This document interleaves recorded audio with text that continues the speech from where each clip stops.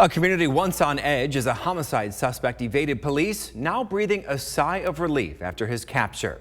Now that suspect faces a series of charges stemming from what police say is a slew of horrific acts, including the alleged murder of a teenage girl.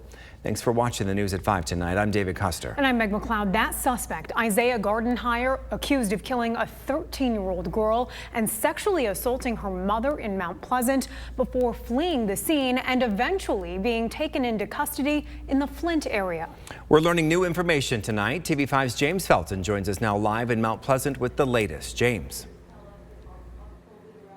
Meg, good evening. I want you to take a look behind me where a press conference just wrapped up just a few short moments ago about Isaiah Gardenhire, who was arraigned in court today just about, I'd say, 30 minutes ago on 12 counts, including open murder and criminal sexual conduct in the first degree.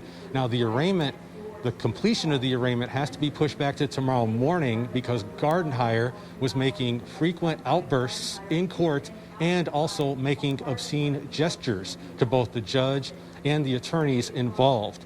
Now, as we've reported, at 3:15 a.m. Sunday morning, that's when police were called to a home on South Isabella Road in Union Township, that's in Isabella County, and they allege that Gardenhire sexually assaulted his live-in girlfriend. Then, after he allegedly did that, he turned his attention to her daughter, 13-year-old daughter, and ended up stabbing her.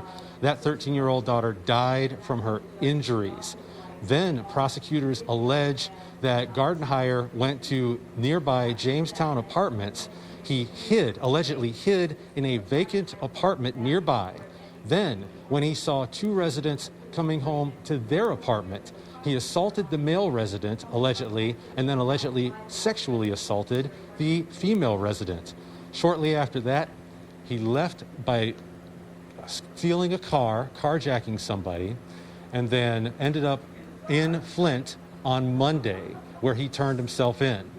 As for Barbary, the Isabella County prosecutor, he wants to make sure that he gets justice for the victims in this crime. Certainly a horrific tragedy and a completely senseless loss of life.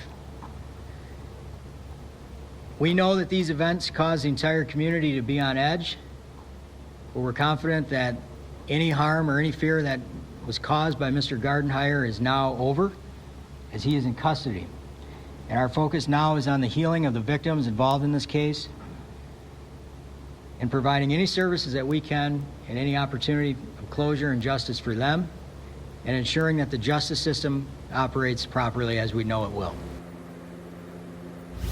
And again, that was Isabella County Prosecutor David Barbary making that statement. And again, as I mentioned earlier, the arraignment will continue tomorrow morning as they attempt to finalize these 12 counts against Gardenhire.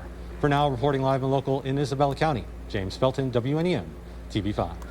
All right, James, thank you. Again, we'll bring you that arraignment for Gardenhire tomorrow morning. Stay with TV5 and WNEM.com for continuing coverage of this developing story on air, online, and on the TV5 mobile app.